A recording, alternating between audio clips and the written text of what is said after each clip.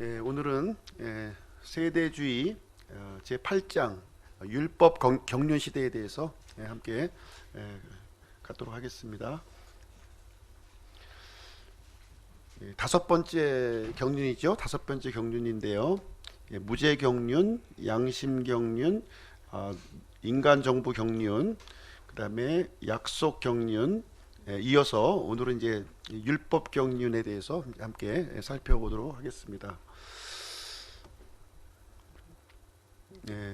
대표적인 인물은 이제 모세고요.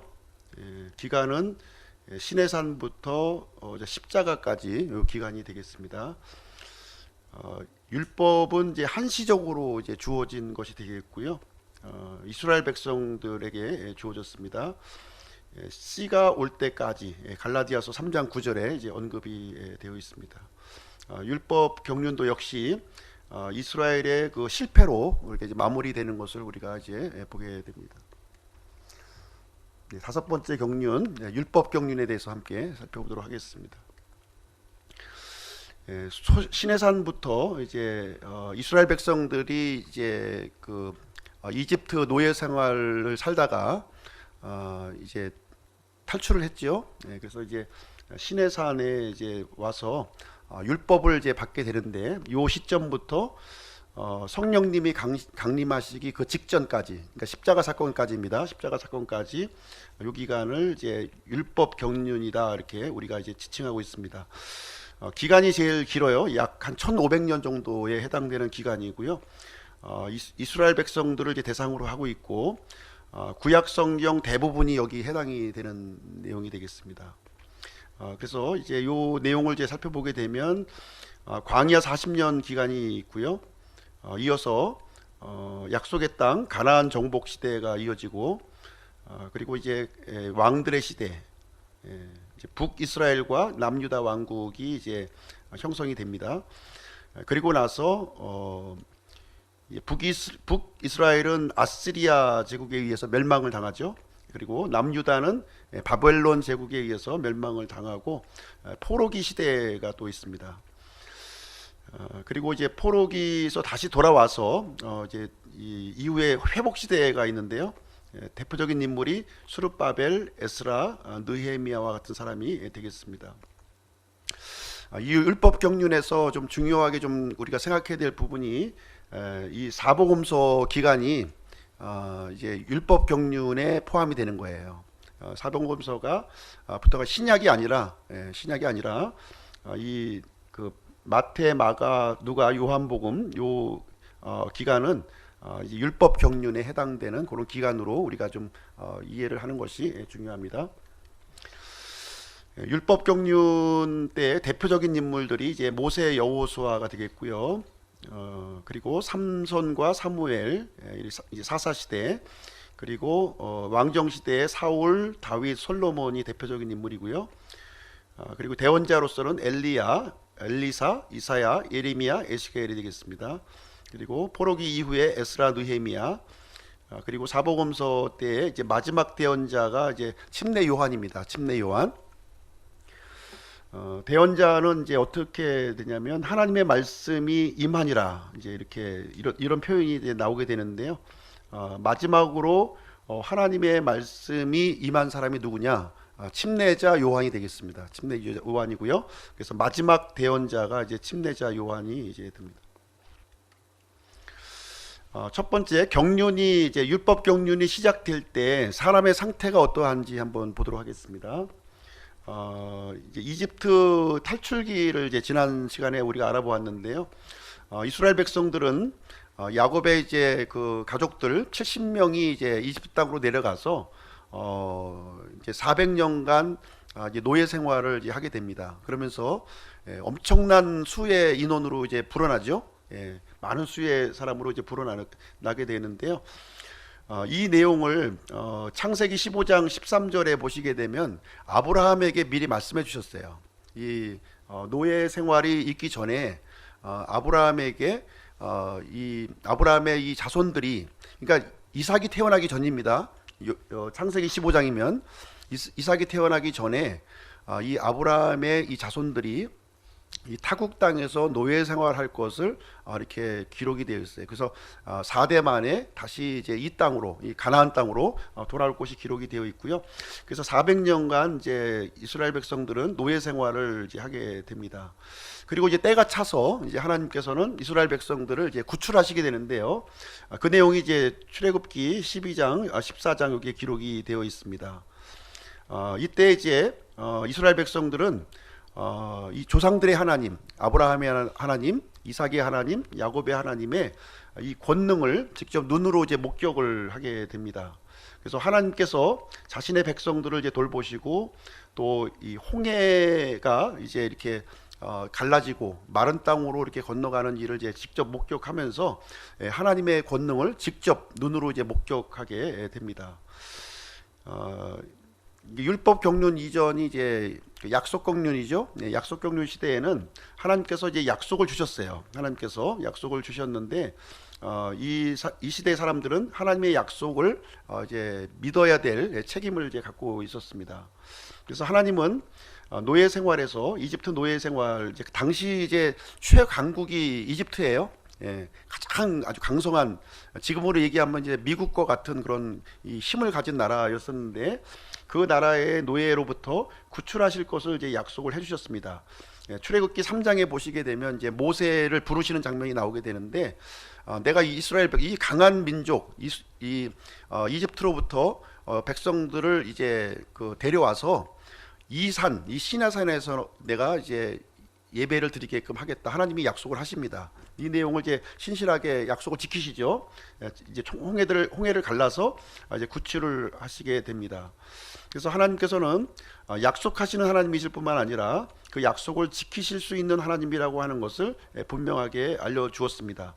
이스라엘은 이제 이런 권능을 이제 직접 목격했음에도 불구하고 하나님을 이렇게 신뢰하는데 실패하는 장면을 우리는 이제 보게 됩니다.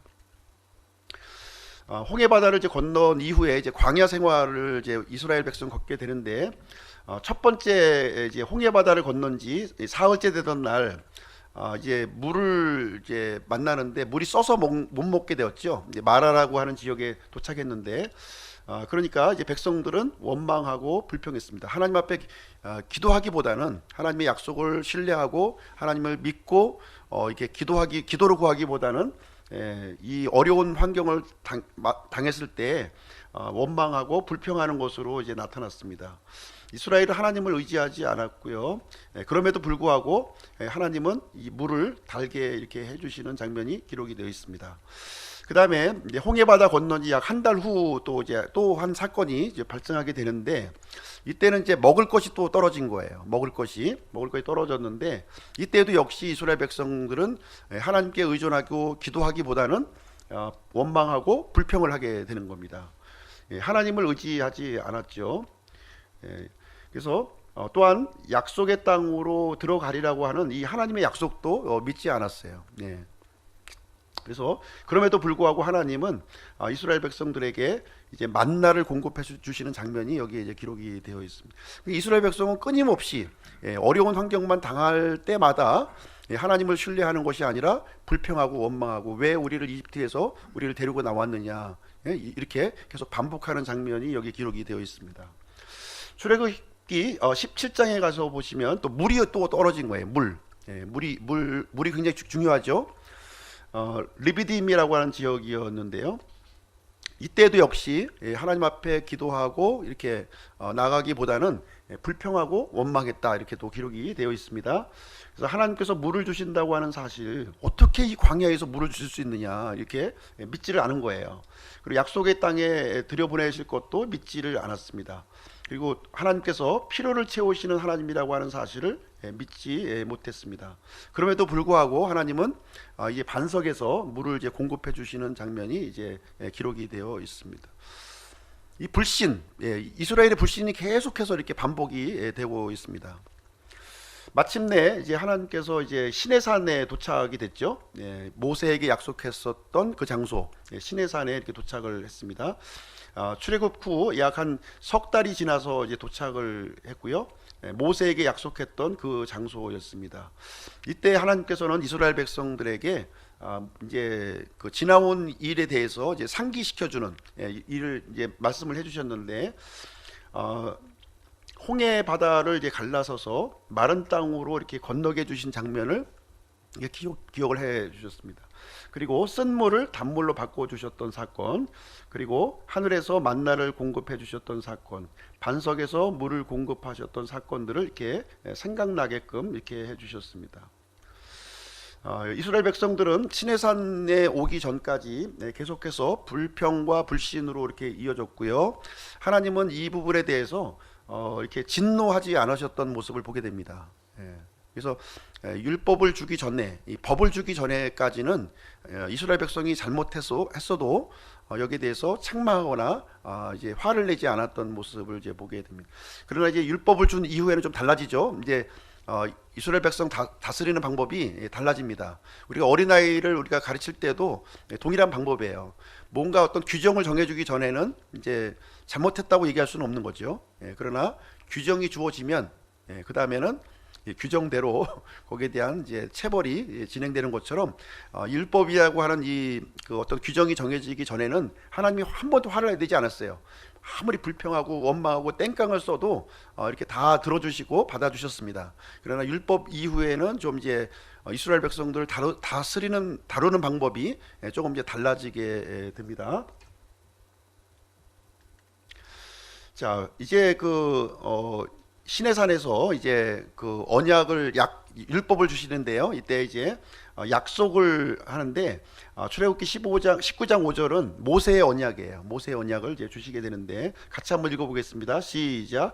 그러므로 이제 너희가 참으로 내 목소리에 순종하고 내 언약을 지키면 너희는 내게 모든 백성들보다 뛰어난 특별한 보물이 되리니 이는 온 땅이 내 것이기 때문이라. 누군가 이렇게 약속을 할 때에는 이 문구를 잘 읽어보셔야 됩니다. 문구를. 이걸 놓치는 경우가 많이 있지요. 우리가 보험을 들거나 또 어떤 이 계약을 하거나 할 때는 이 문건을 세심하게 잘 읽어보셔야 돼요. 계약 당사자가 누군지, 그 내용이 어떤 내용이 들었는지를 잘 무조건 도장 찍으시면 안 되는 거예요. 무조건. 지금 이 이스라엘 백성들은 지금 이제 무조건 도장 찍고 있거든요. 이걸 분별력을 잘 갖고 이것을 이제 우리가 좀 진행할 필요가 있는데 좀 이제 섣부른 작업이 이제 여기에 나오게 됩니다. 이 모세의 언약은 어떤 언약이냐면 아브라함 언약은 무조건 언약이에요. 이 상태와 관계없이 환경에 관계없이 무조건 하나님의 의지를 가지고 지키겠다고 하는 약속이고요. 이 모세의 언약은 좀 다른 거예요. 이거는 조건부 약속입니다. 그럼 조건을 잘 따져봐야 된다는 거예요. 이러이러한 조건 하에서 하나님이 약속하신 거기 때문에 즉 조건을 잘 따져봐야 되는데 그 내용이 좀 부실한 겁니다. 하나님은 어떻게 말씀하셨냐면 하나님의 목소리에 순종하고 언약을 지키면 복을 주신다는 거예요. 언약을 지키는 조건 하에서 복을 주시겠다 이렇게 약속을 주신 겁니다. 여기에 대해서 이스라엘은 어떻게 반응했느냐? 복만 생각한 거예요. 복을 주신다는 거, 자기가 순종을 해야 할 수 있다는 것을 생각해 보지 않고 무조건 복 주시는 하나님, 그것만 생각을 했다는 것이죠. 그래서 기꺼이 동의를 한 겁니다. 여기 보니까 온 백성이 함께 응답하여 이르되 주께서 말씀하신 모든 것을 우리가 행하리이다 하니 모세가 백성의 말을 주께 전하매. 그래서 이 하나님의 이 제안에 대해서 모든 백성들이 일제히 한 목소리로 하나님께서 말씀하신 모든 것을 우리가 순종하겠다 이렇게 답변하는 장면이 여기에 기록이 되어 있습니다. 이제 이 이스라엘 백성은 좀 약간 성급했죠. 이것을 좀 이제 자세하게 좀 따져봐야 되는데 따져보질 않은 거예요. 출애굽기 19장 8절 주께서 말씀하신 모든 것을 우리가 행하리이다. 출애굽기 24장 주께서 하신 모든 말씀을 우리가 행하리. 모든 말씀을 지킬 수가 없는 것이죠. 모든 말씀을 지킬 수가 없었는데 그럼에도 불구하고 지킬 수 없습니다 얘기를 해야 되는 거죠. 예, 하나님께서 말씀하신 이것은 우리가 지킬 수 없습니다 하고 솔직하게 얘기되는데 네, 지킬 수 있다 이렇게 얘기를 했습니다. 그래서 자기들 안에 주님께 순종할 만한 힘이 없다고 하는 사실을 아직 깨닫지를 못한 거예요. 지금 예, 깨닫지 못한 상태입니다. 그래서 이스라엘 자손의 문제는 사실 이제 마음에 있었습니다. 오히려 하나님의 말씀을 지키려고 하는 마음보다는 불순종에 더 가까웠던 모습을 여기서는 이제 보게 됩니다. 그래서 하나님께서는 이제 이런 이스라엘을 향해서 이스라엘의 지금 갖고 있는 이 마음이 얼마나 잘못되었고 얼마나 완악한지를 알려주실 필요가 있다는 거예요.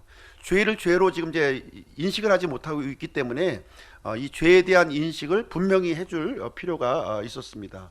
그래서 이스라엘 백성들이 하나님 앞에 좀 뭔가 실수하고 잘못한 것들은 그럴 수 있다는 거예요. 자연스러운 반응으로 생각을 했는데 이 하나님이 어떠하신 분인 걸 몰랐던 거죠. 하나님은 거룩하신 하나님이고 완전하신 하나님이기 때문에 하나님의 요구는 완전하게 이렇게 드려졌을 때에만 받아들여진다는 거예요. 조금이라도 털끝만큼이라도 미달이 되었다면 그것은 하나님께 받아들일 수가 없는 겁니다. 하나님은 오르신 하나님이거든요. righteousness라고 하는 것이 삐뚤은 것이 전혀 없다는 거예요.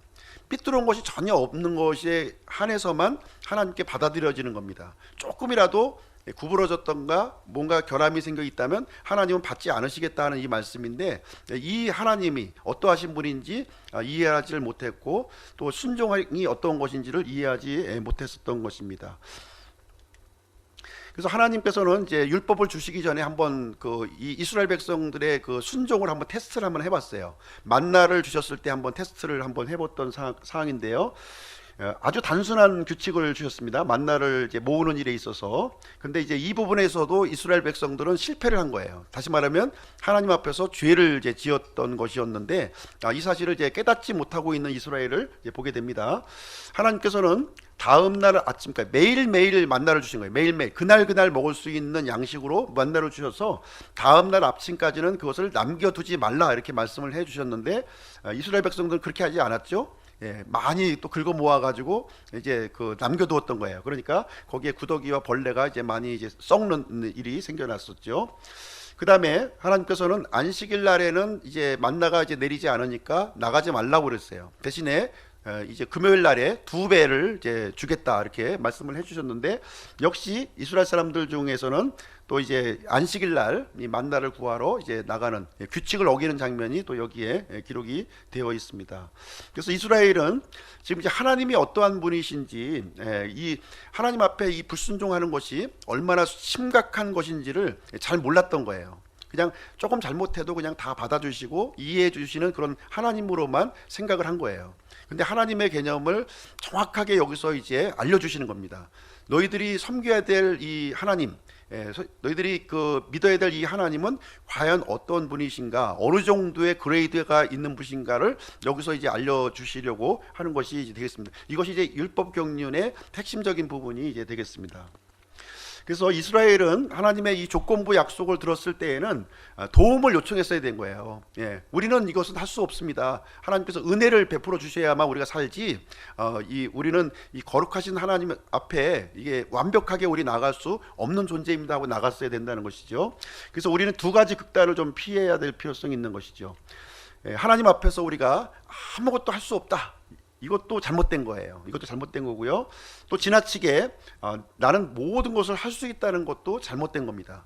하나님께서 원하시는 것은 뭐냐면 하나님으로 인한 확신이에요. 예, 하나님 안에서 하나님의 능력으로 우리가 할 수 있다는 것을 고백하기를 원하는 것입니다. 이 양극단은 이 잘못된 하나님 앞에서 잘못된 태도임을 이제 우리에게 말해주고 있습니다.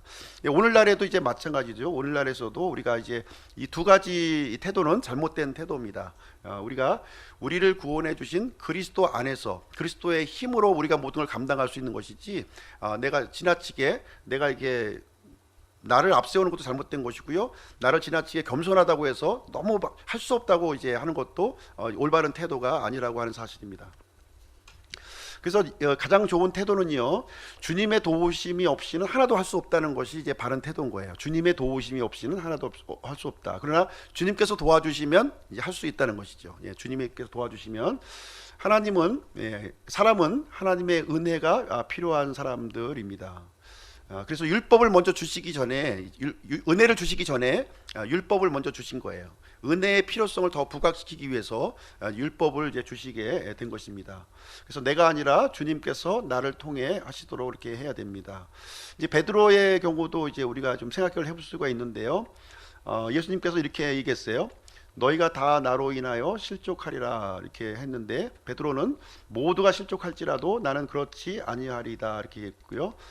내가 이 수탉이 두 번 울기 전에 세 번 나를 부인할 것이다 이렇게 했더니 베드로는 주님과 함께 죽을지언정 결코 주를 부인하지 아니하리다 이렇게 답변했는데 이제 베드로는 나중에 어떻게 합니까?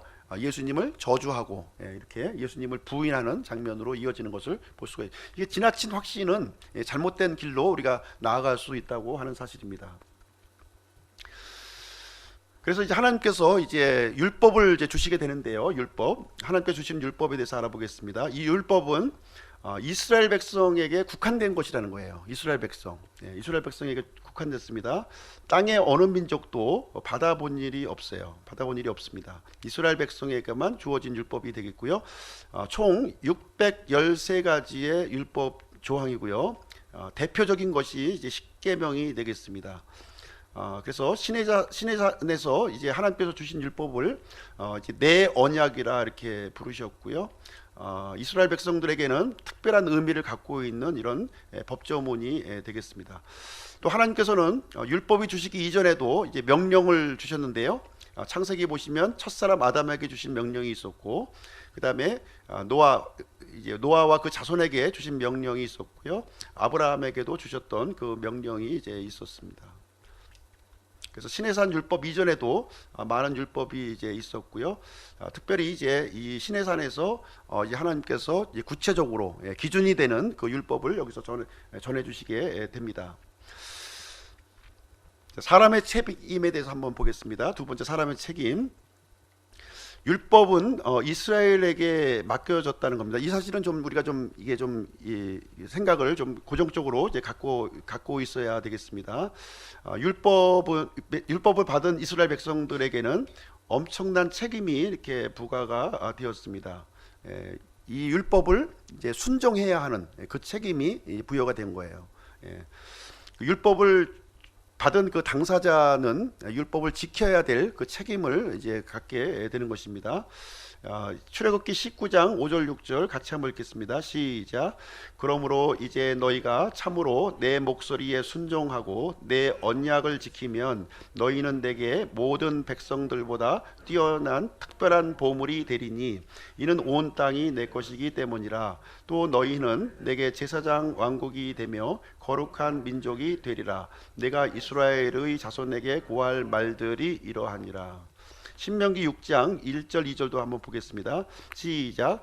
이제 주 너희 하나님께서 너희에게 가르치라고 명령하신 명령과 법규와 판단의 법도가 이러하니 이것은 너희가 가서 소유할 땅에서 너희가 그것들을 행하게 하려 함이요 또 네가 평생토록 주 내 하나님을 두려워하며 내가 너와 네 아들과 네 손자에게 명령하는 그분의 모든 법규와 명령을 지키게 하려 함이니라. 그리하면 내 날들이 길게 되리라. 그래서 여기 이제 너희 이렇게 나오잖아요. 너희가 누굽니까? 너희 이스라엘 백성이죠. 이걸 교회에 적용하시면 안 되는 거예요. 이스라엘 백성입니다. 분명 이스라엘 백성에게 얘기해주고 있고, 너희가 가서 소유할 땅 어디입니까? 가나안 땅. 그래서 하나님께서는 이제 이 신정 국가를 지금 말씀하시는 신정. 이 국가의 3요소가 뭐냐면 이제 그 법과 왕과 그 다음에 백성, 이게 있어야 되는 거예요. 그래서 거기에 따른 이 법을 지금 이제 주신 그 헌법을 주시는 거죠. 헌법이 이스라엘 백성에게 이제 국한 왕으로 계신 왕으로 통치하시는 이스라엘 국가의 헌법을 지금 이제 제정을 해주시는 장면이 되겠습니다. 순종과 불순종의 결과는 이제 크다는 거예요. 이제 율법을 주시기 전에는 불순종을 해도 크게 이제 책망하지 않았어요. 근데 율법을 주신 이후에는 불순종하게 되면 거기에 대한 책임을 이제 묻겠다는 겁니다. 책임을, 형벌을 주시겠다는 거예요. 그래서 순종을 하면 이 율법을 순종하게 되면 복이 따릅니다. 복. 그러나 불순종하게 되면 하나님의 저주가 이제 따른다 이렇게 말씀을 해주고 있습니다. 그래서 모세 언약은 이 조건적인 그런 약속이 되는 것이고요. 순종을 하면 복, 불순종하면 이 저주를 받게 되는 그런 법이 이제 되겠습니다. 그래서 율법은 이제 순종했을 때 이제 굉장히 유익한 거죠. 순종하면 이제 우리에게 유익하게 되는 것입니다. 그리고 율법은 일부가 아니라 전부를 지켜야 되는 거예요. 전부를 지켜야 됩니다. 그래서 하나님께서는 모든 명령을 지키라 이렇게 말씀을 해주셨고요. 이스라엘 백성들은 모든 말씀을 행하겠다 이렇게 응답을 했습니다. 그래서 하나님께서 요구하시는 건 뭐냐면 율법의 요구는 전적인 순종을 요구하고 있는 겁니다.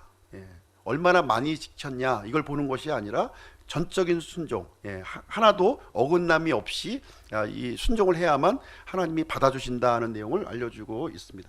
그래서 율법이 이제 알려주는 건 뭐냐면 우리의 의로움을 드러내는 것이 아니라 우리의 이 죄악된 모습, 잘못된 모습, 하나님의 이 똑바른 모습에 비춰봤을 때는 어긋나 있고 잘못되어 있는 모습을 우리는 보여주기 위해서 율법을 주신 거라는 것이죠.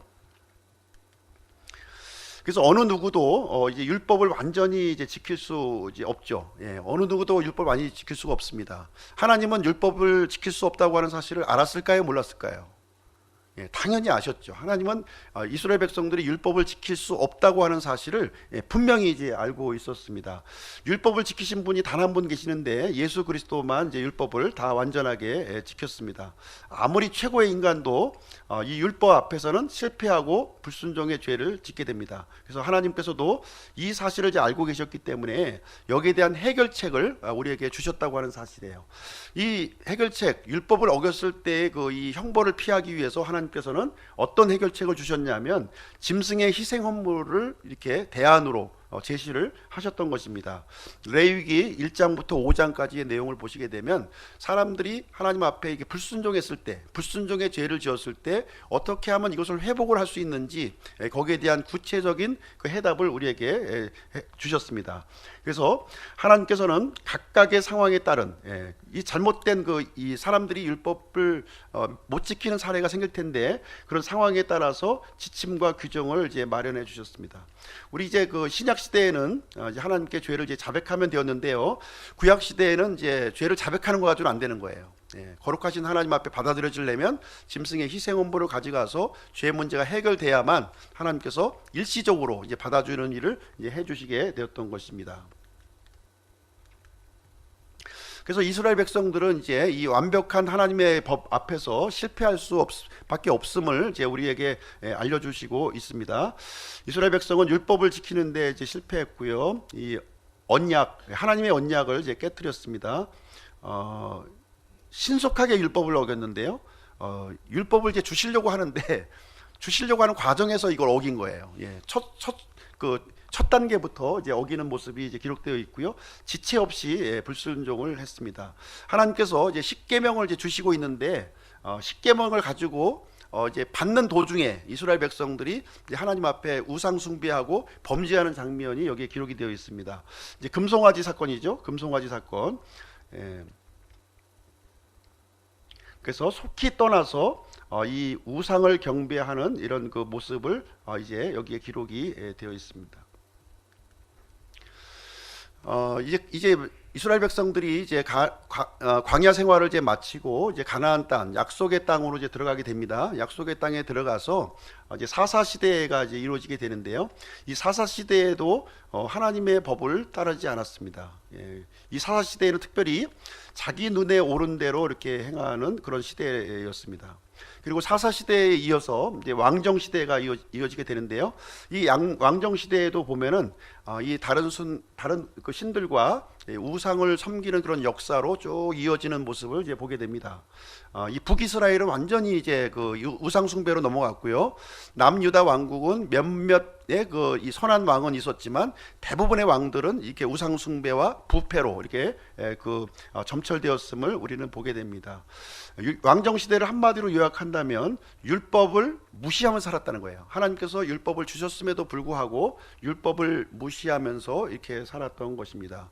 이스라엘 백성들은 이제 제사장 국가로 이렇게 하나님께서 이제 율법을 지켰을 때 제사장 국가가 될 것을 말씀해 주셨는데, 제사장 국가가 된 것이 아니라 이 다른 나라의 이 조롱거리, 다른 나라의 어떤 이런 조롱의 대상, 그런 국가로 전락이 되어 버렸습니다.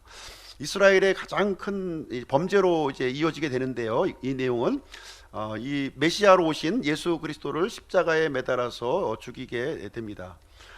유대인들은 이 빌라도의 뜰에 들어가기를 거부했어요. 요한복음 18장 28절에 보면 이 예수님을 십자가에 못 박으시오 못 박으시오 막 밖에서는 소리쳤는데, 이 빌라도의 뜰, 그 빌라도가 이제 이방인이죠. 로마의 총독이니까 이 로마 총독의 이런 이 재판하는 장소에는 들어가기를 거부한 거예요. 왜냐하면 율법에 어기는 거기 때문에, 율법에 들어가서는 안 되기 때문에 이 빌라도의 뜰에 들어가기를 거부한 겁니다. 그런데 이스라엘 백성들은 이 하나님께서 보내주신 분 메시아는 십자가에 못 박고 있는 거예요. 이것을 이제 어떻게 표현하고 있냐면 모기에 긴장하고 낙타는 삼켰다는 것이 되겠습니다. 이 주스에 들어가 있는 이 조그마한 날파리는 건져내면서 낙타는 그냥 이게 집어 삼키고 있다는 거예요. 그냥 한 마리 통째로. 이 큰 죄는 그냥 서슴없이 이렇게 죄를 범하면서 아주 사소한 거 가지고는 이게 하나님께서 이게 맞게 해주셨느니 틀리게 해주셨느니 이걸 따지고 있는 거예요. 엄청난 죄를 범하면서 이제 이런 아이러니한 일들이 이제 이스라엘에게 이제 계속된 일이 있어 왔고요. 그러나 이스라엘 사람들이 모두가 다 이렇게 좀 이렇게 불순종한 것은 아니었습니다. 소수의 남은 자들, 이렇게 이 믿음을 지키는 사람들이 소수의 남은 자들이 있었고요. 그 남은 자들을 통해서 믿음이 이렇게 계속 이어졌음을 성경은 말해주고 있습니다. 이제 이 실패를 하게 되면 이제 하나님은 약속대로 이제 심판을 이제 하시게 되는데요. 그래서 하나님의 법에 불순종하면 이제 저주가 이제 따르기로 되어 있었죠. 그래서 율법은 구원을 주지 못하는 것이고요. 구원자의 필요성을 우리에게 알려주고 있는 것입니다. 율법을 통해 죄인임을 깨닫고 하나님의 은혜를 구해야 한다는 것입니다. 그래서 이스라엘 백성들이 이제 올바른 태도는 뭐였냐면, 이 율법을 받기 전에 하나님의 은혜를 먼저 구했어야 된다는 거예요. 하나님의 은혜 없이는 우리가 지킬 수 없다고 하는 사실을 고백해야 되는 것이었는데, 이스라엘 백성들은 그것을 구하지 아니하고 그냥 섣부르게 도장을 뻥 찍은 거예요. 도장을 찍어버렸습니다. 그러다 보니까 하나님께서는 율법을 통해서 이스라엘의 죄된 모습을 이렇게 적나라하게 보여주셨고요. 반면에 하나님은 하나님의 이 거룩함, 공의함을 이렇게 나타내 주시는 그런 것으로 이제 만들어 주셨다고 하는 사실입니다. 하나님께서 이런 것을 임의로 정한 것은 아니고요. 우리가 이제 성경의 기록을 우리가 좀 이해할 때는 이제 우리는 지나온 역사를 쭉 살펴보고 있기 때문에 마치 하나님이 일부러 이렇게 짜고서 이렇게 한 것이 아닌가, 예정해 놓은 것이 아닌가 생각을 할 때가 있습니다. 그래서 이제 하나님의 예정, 이런 섭리를 우리가 생각해 볼 때는 어떻게 이해를 해야 되냐면, 지금 살고 있는 우리에게도 동일해요. 동일하게 적용되는 겁니다. 우리가 현재를 살고 있는 사람은 하나님의 뜻을 선택할 수도 있고 하나님의 뜻을 선택하지 않을 수도 있습니다. 하나님의 뜻을 선택하든 선택하지 않든 이미 그것이 딱 하고 이제 결정이 되는 순간 과거가 돼 버리는 거예요. 그럼 그 과거에 결정된 결정된 사실을 가지고 하나님은 미래의 일을 또 진행을 해 나가시는 겁니다. 최선의 길을 진행해 나가시는 거예요. 그러나 이미 결정된 잘못된 결정을 하게 되면 잘못된 결과를 얻게 되는 것이고요. 올바른 결정을 하게 되면 올바른 결과를 얻게 되는 것입니다. 하나님은 누구에게도 일방적으로 어떤 내용을 어떤 결정을 하도록 이렇게 조종하거나 권유하지 않는다고 하는 사실입니다. 우리에게 충분한 기회를 주시는 거예요. 충분한 기회. 그러나 잘못된 선택을 했을 때에는 그것이 과거로 결정되는 순간 그것을 가지고 하나님은 이제 징계를 하시게 되는 것이고요. 올바른 선택을 하는 것으로 결정이 되면 그것을 가지고 우리에게 복으로 인도를 해주시게 되는 것입니다. 그래서 하나님은 우리 사람들을 자유의지를 갖고 있는 이런 사람으로 만들어 주신 거예요. 이 줄인형과 같이 어떤 원격으로 조종하는 아바타로 우리를 만들어 주신 것이 아닙니다. 그래서 충분한 우리에게 지식을 주고 있고요, 선택할 수 있는 시간을 주어서 바른 선택을 할 수 있게끔 해준다는 거예요. 그리고 하나님께서는 우리 마음을 다 알고 계세요. 하나님의 예지하심을 통해서 모든 것은 다 알고 계세요. 그래서 가장 최선의 것을 우리에게, 우리 앞에 놓여지게 됩니다. 그래서 우리는 올바른 선택을 해야 될 것을 하나님은 끊임없이 말씀해 주고 있고요, 그러나 그럼에도 불구하고 잘못된 선택을 했을 경우에 그것이 과거로 딱 교정되는 순간 하나님께서는 그것을 근거로 해서 하나님의 다른 일을 진행하신다는 거예요. 그래서 하나님 앞에 바른 마음으로 가는 사람들은 하나님의 은혜로 계속된 은혜가 주어지게 되는 것이고요, 하나님 앞에 잘못된 이런 그 불신앙의 마음으로 접근하게 되면 계속 잘못된 길로 이게 갈 수밖에 없음을 이제 말씀해 주고 있는 것입니다. 그래서 율법을 통해서 이제 하나님께서 이제 처음에 그 예고하셨던 내용은 무엇이냐면, 너희들이 이제 죄인이라고 하는 사실을 알라는 거예요. 하나님 앞에 설 수 없는 아주 이 흉측한 죄인이라고 하는 사실을 알도록 하기 위해서 율법을 주신 것이지, 율법을 가지고 의로운 사람이 되도록 하기 위해서 율법을 주신 것이 아니라는 거예요. 이것을 분명하게 우리가 이제 이해를 할 필요가 있는 것입니다. 그래서 율법을 통해서는 하나님의 거룩하심이 드러나는 거예요. 더 거룩하심이 드러나고, 우리 사람은 흉악한 하나님의 거룩하심에 비교해 보실 때는 아주 이 비천한 죄인이라고 하는 사실이 율법을 통해서 드러나는 것이고, 율법을 주신 주된 목적이 이제 여기에 해당이 되는 것입니다. 그래서 이제 이 율법에 실패한 이스라엘 백성들에게는 이제 세 가지 큰 심판이 이제 임하게 되는데요. 큰 심판, 이 북이스라엘 왕국입니다. 북이스라엘 왕국, 이 아시리아라고 하는 당시 그 최강국 아시리아의 포로로 이제 잡혀가게 됩니다. 주전 721년에 이제 멸망을 하게 되고요. 이 열왕기하 17장, 또 심판의 이유는 열왕기하 17장 7절로 18절, 이 내용을 이제 참고해 보시면 북이스라엘의 이 범죄가 하나님 앞에서 얼마나 이 끔찍한 죄를 범하고 있는지 그 내용들을 이제 자세하게 여기에 설명을 해주고 있는 내용이 되겠습니다. 그로부터 약 한 120년 정도가 이제 경과를 하게 되는데요. 120년의 경과를 할 때 이 남유다 왕국도 결국 이 바벨론이라고 하는 이 강대한 제국에 의해서 또 멸망을 당하게 되는 내용이 성경에 기록이 되어 있습니다.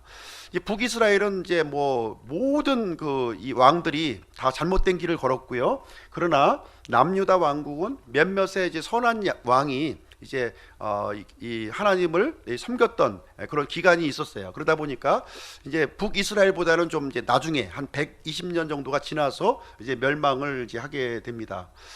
주전 606년에 이제 그 느부갓네살 왕이라고 하는 바빌론 군대가 이제 침공을 하게 되고요. 거의 한 20년 정도를 이제 버티다가 이제 바벨론 제국에 의해서 완전히 이제 남유다 왕국도 멸망하게 되는 이 결과를 이제 맞이하게 됩니다. 그래서 이제 남유다 왕국은 바벨론 군대에 의해서 이제 포로로 이제 끌려가는 장면이 기록이 되어 있고요.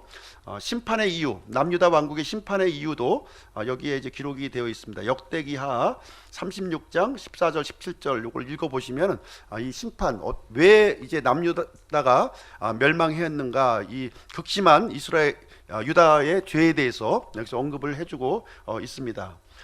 그리고 이제 주후 70년이 되어서 주후 70년 이제 이스라엘이 이제 메시아로 오신 예수님을 이제 거부하고 십자가에서 이제 죽이게 됩니다. 그러고 나서 40년의 유예 기간을 주셔요. 40년의 시험 기간을 주셨음에도 불구하고 이스라엘은 여전히 그 잘못된 죄악을 돌이키지 않는 그 모습을 보여주게 되었고요. 그래서 이 예루살렘과 성전과 이 예루살렘 시가 로마 군에 의해서 완전히 돌 위에 돌 하나 남지 않고 완전히 멸망하게 되는 내용이 여기에 기록이 되어 있습니다. 그래서 심판의 이유도 이 마태복음 23장 여기에 보시면은 이제 심판이 여기에 기록이 되어 있습니다.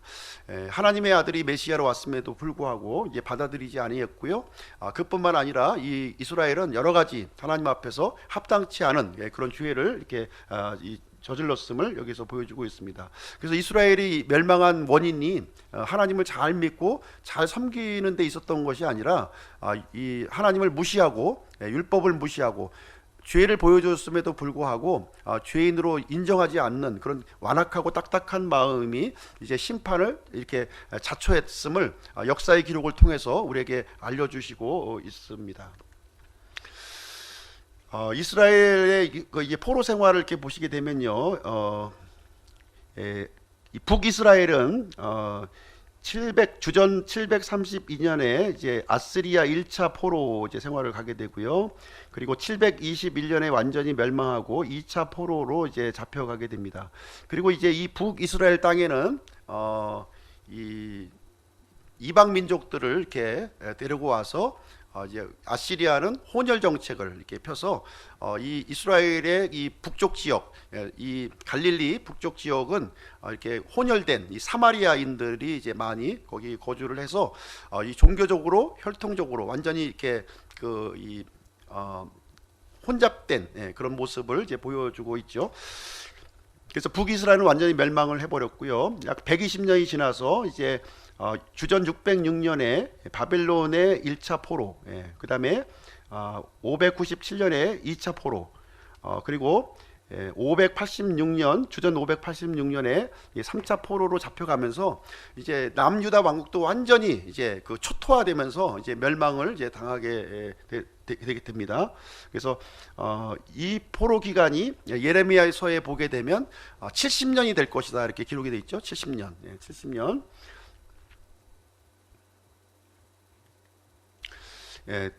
포로에서 귀환하는 것도 3차에 걸쳐서 이렇게 진행이 됩니다.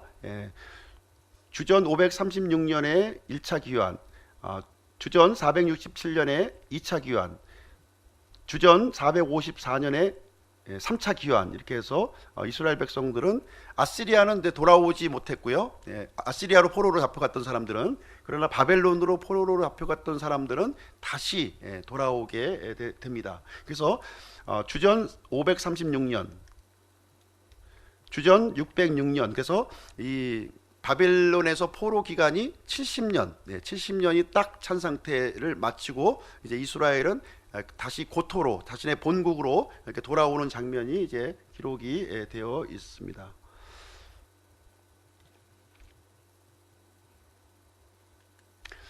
그러면 이제 다니엘의 70일에 대해서 잠깐 좀 말씀을 드리도록 하겠습니다. 이스라엘이 이제 바벨론 포로 기간으로 있었을 때, 다니엘이라고 하는 사람에게 이스라엘의 미래가 어떻게 이루어질 것인가 하는 것을 이제 환상 계시로 알려주신 거예요. 바로 이것이 이제 다니엘의 70일에가 되겠습니다. 70일에라고, 일에는 한 주예요, 한 주. 한 일주일, 2주일 할 때 이제 이게 7이라고 하는 뜻을 가지고 있습니다. 70주를 얘기하고 있어요. 70주. 그러니까 77이 49, 490일이죠. 490일. 근데 하나님께서는 이제 성경 기록을 이렇게 살펴보시게 되면 하루를 1년으로 이렇게 환산하는 경우가 이제 많이 있습니다. 그래서 이것을 이제 70주를 490일을 이제 1일을 1년으로 환산해서 490년이 되는 거예요. 490년.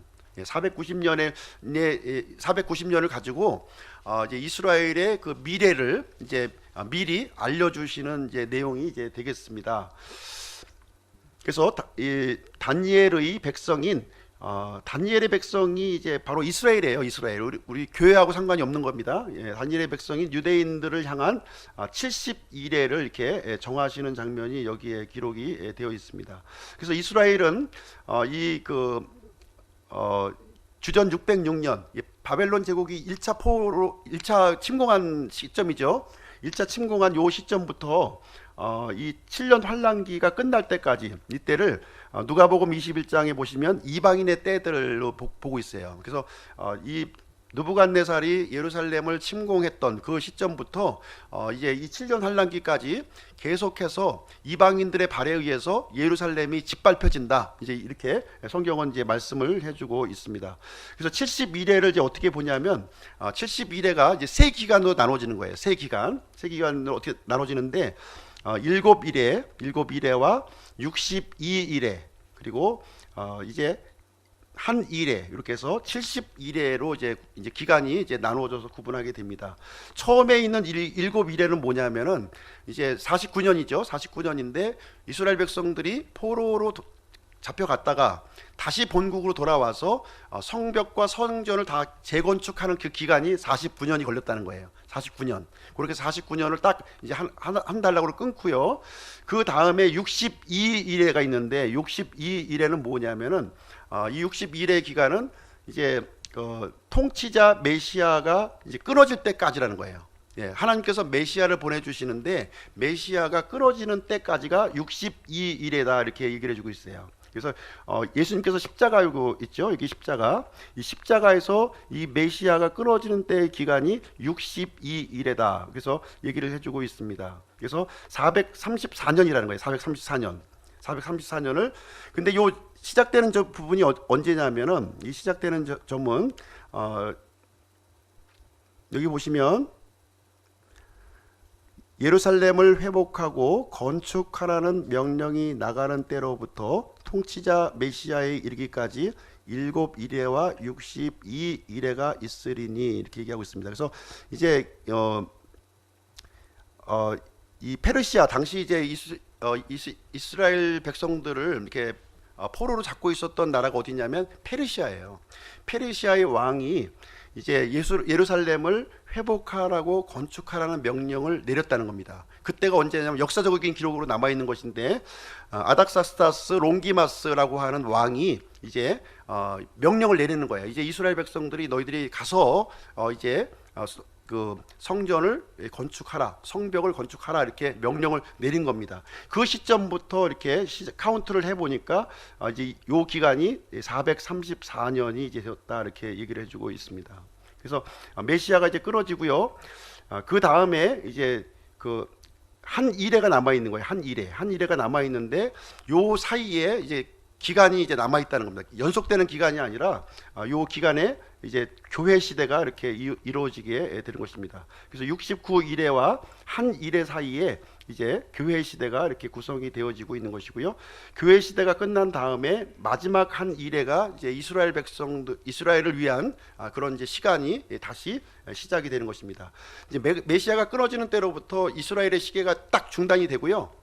다시 교회 시대가 이제 끝나면서 이스라엘의 시계가 다시 작동이 시작해서 한 일회가 이루어진다고 하는 사실을 이제 다니엘을 통해서 알려주신 이스라엘의 그 전반적인 미래의 일에 대해서 이렇게 알려주신 내용이 이제 되겠습니다.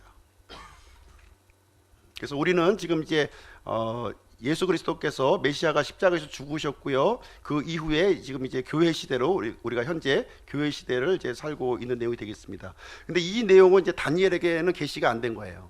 왜냐하면 유대인들과 관련이 없는 부분이기 때문에 이제 안 된 겁니다. 이것은 감춰져 있는 부분이 되겠고요. 그 다음에 이어서 이제 한 일에는 이렇게 7년 환란기 때 이렇게 이어서 진행이 되게 되는 것입니다. 이 전반적인 내용이 이렇게 해서 이제 앞으로의 미래 역사가 이렇게 진행될 것을 이제 이 이스라엘 백성들이 포로로 잡혔을 때 이 일을 미리 알려주신 것입니다. 다니엘에게 이 금신상을 이렇게 보여주심으로 말미암아 이 그 바벨론 제국 이후에 이 세 개의 왕국이 어떻게 형성될 것인가, 세 개의 그 이방인 그 역사를 쭉 설명해 주시면서 이스라엘 백성들은 그 역사 가운데서 어떤 위치에서 어떻게 움직일 것인가 하는 것들을 전반적인 프로그램, 하나님의 프로그램을 이렇게 알려주신 내용이 되겠습니다.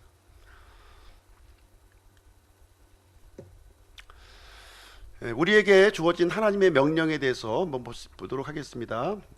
현재 우리는 교회 시대에 살고 있는 거죠. 교회 시대 이제 이스라엘을 향한 이 경륜 이제 끝났고요. 이제 십자가를 통해서 끝났고 이제 교회 시대가 시작이 되고 있는 것이기 때문에 우리 교회 시대에 살고 있는 우리 사람들은 더 이상 구약의 율법의 경륜하고는 상관이 있다 없다? 상관이 없다는 거예요. 끝났다는 거예요. 이제 끝났습니다. 우리는 이제 새로운 그 시대를 우리가 살아가고 있는 것입니다. 새로운 시대. 그리고 구약에 기록되어 있는 이스라엘은 교회하고 상관이 없다는 거예요. 상관이 없습니다. 그래서 구약에서 교회를 찾으시면 안 되는 거예요. 구약에서 십자가 사건으로 딱 끝난 겁니다. 이제 십자가 사건을 통해서 옛 언약, 율법은 이제 폐해졌고요. 십자가 사건을 통해서 새 언약, 이제 신약이 그 뜻입니다. 신약. 뉴 테스테이먼트, 새로운 언약이라는 거예요. 예수 그리스도께서 십자가에서 이제 물과 피를 이제 쏟아 주심으로 말미암아 이제 새로운 언약이 이제 이루어진 겁니다. 그래서 옛 언약 율법은 폐해졌고 우리 교회 시대에는 이제 새 언약으로 우리가 살아가고 있는 이 특별한 백성이 되는 거예요. 특별한 백성.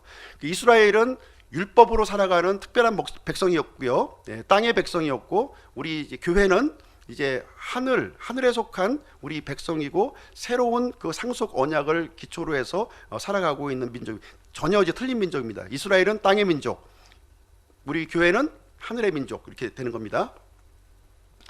그래서 그리스도인들은 모세의 율법을 이제 지킬 의무가 이제 없는 것이고요. 그리스도인들에게 주신 명령이 있습니다.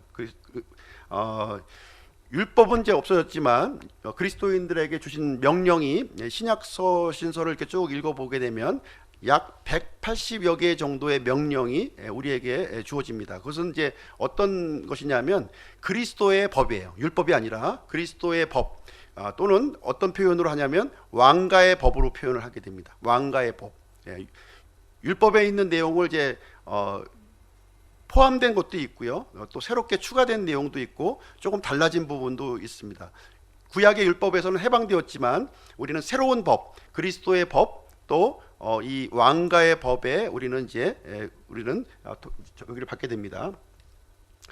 그래서 예수님을 이제 사랑하면 이제 명령들을 지킨다는 말씀이 있고요. 예수님은 신자들의 친구입니다. 예수님은 신자들의 주님이십니다. 그래서 하나님의 첫째 명령은 예수 그리스도의 이름을 믿고 그분께서 우리에게 명령을 주신 대로 서로 사랑하는 것이다. 그래서 이제 우리가 신약 시대를 살고 있다고 해서 마음대로 사는 것은 아니라는 거예요. 우리가 은혜 시대에 살고 있다고 해서 나는 이제 내 마음대로 살아야 되는 것이냐? 그것은 아니라는 것이죠. 우리는 새로운 법에 또 예속이 되는 거예요. 새로운 법. 그래서 우리는 예수님의 친구이고 또 예수님을 또 사랑하면 우리는 그분의 명령을 지키는 것처럼 그분의 명령을 우리는 이제 지켜야 되는 그런 이제 위치에 신분에 놓여져 있는 것이 되겠습니다. 우리는 역시 이 죄악되고 이 반역된 마음을 이제 갖고 있습니다. 예수님을 믿고 있는 신자들도 예외가 아니죠. 그래서 역시 우리는 하나님의 도우심과 능력 없이는 우리가 살 수 없음을 우리에게 알려주고 있습니다. 순종할 수 있는 힘을 주시는 분은 내 의지로 이루어지는 것이 아니라 이제 하나님께서 우리에게 순종할 힘을 주시는 것입니다. 특별히 이제 우리 구원받은 성도들은 우리 마음속에 성령님이 내주하고 있는 거예요. 성령님께서 내주하시기 때문에 성령님의 내주하심을 통해서 성령님의 도우심을 통해서 우리가 이제 이 그리스도의 법, 이 왕가의 법을 억지로 지키는 것이 아니라 내가 노력해서 지키는 것이 아니라 자연적으로 지켜지는 겁니다. 자연적으로 지켜지는 거예요. 우리가 성령님을 따라가고 예수님을 사랑했을 때 자연적으로 그것이 지켜서 지키는 것이 아니라 자연스럽게 지켜짐을 우리에게 가르쳐 주고 있습니다. 그래서 그리스도를 통해서 가능하다는 거예요. 그리스도를 통해서. 그래서 이제 이 나의 옛사람은 우리가 예수님을 믿는 순간 우리의 옛사람은 십자가에서 죽었다는 거예요. 이거를 인식하는 것이 대단히 중요합니다. 계속 옛사람이 살아서 움직이면 안 돼요. 내가 예수님을 구원자요 하나님을 믿었다면 십자가에서 예수님과 함께 내가 죽었다는 거예요. 그걸 빨리 내가 인식하는 것이 이제 필요하고요.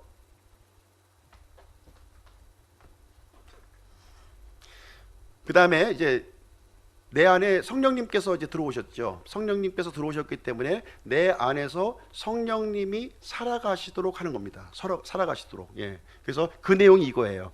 이제 내가 아니라 그리스도께서 사시게 한다는 거예요. 그래서 그리스도께서 이제 원하시는 일을 이제 나를 통해서 행하는 거예요. 성경 기록을 통해서 이제 우리가 하나님의 명령을 우리가 이제 발견하게 되는데 하나님의 뜻을 우리가 발견하게 됩니다. 그 뜻이 이제 내 힘으로 이제 구약의 율법을 지키듯이 지키는 것이 아니라 내 안에 계신 예수 그리스도의 뜻을 따라서 예수님이 나를 통해서 사시도록 하는 거예요. 예수님의 생각이 나의 생각이 되고 예수님의 행동이 나의 행동이 되고 예수님의 원함이 나의 원함이 되도록 나를 의의 도구로 내어주게 되면 이 법은 자동적으로 지켜진다, 이렇게 것을 우리에게 알려주고 있는 내용이 되겠습니다. 그래서 율법보다는 우리가 한 차원, 은혜의 법이 한 차원 업그레이드 된 거예요. 업그레이드 된 것을 얘기해 주고 있는 거예요. 율법은 내가 지켜야만 되고 지키면 복 받고 안 지키면 저주를 받는 건데, 은혜의 법은 그렇지가 않습니다. 은혜의 법은 그렇지가 않아요. 은혜의 법은 내가 죽고 예수 그리스도를 살게 하게 되면 계속해서 우리는 은혜 가운데 거할 수가 있는 것입니다. 그리고 내가 은혜 안에 거하면서도 죄악되고 반역된 마음을 가질 수가 있는 거죠. 그럴 때 어떻게 하면 됩니까? 빨리 이제 우리 주님 앞에 요한일서 1장 9절에 있는 것처럼 우리의 죄를 자백하고 하나님 앞으로 돌이키어서 나가는 거예요. 그렇게 나게 되면 하나님께서는 우리를 의롭고 선한 길로 우리를 인도해 주신다는 겁니다. 그래서 율법 시대에 우리가 살게 되면 강박관념에서 사는 거예요. 이 무서운 하나님, 안 지키면 내가 회초리를 맞아야 되는 하나님입니다. 그러나 우리 은혜 시대에 살고 있는 우리 성도들은 안 지키면 빨리 우리 잘못을 회개하고 하나님 앞에 돌이키면 되는 거예요. 그래서 주님께서 내 안에서 살아서 움직이시도록 이렇게 나를 내어드리는 겁니다. 적극적으로 하나님 앞에 이 간절한 마음을 가지고 우리 앞에 나아갈 때 하나님께서 모든 우리에게 요구하시는 법이 자동적으로 이루어지게 해주신다 하는 것이 바로 은혜의 법이 이제 되겠습니다.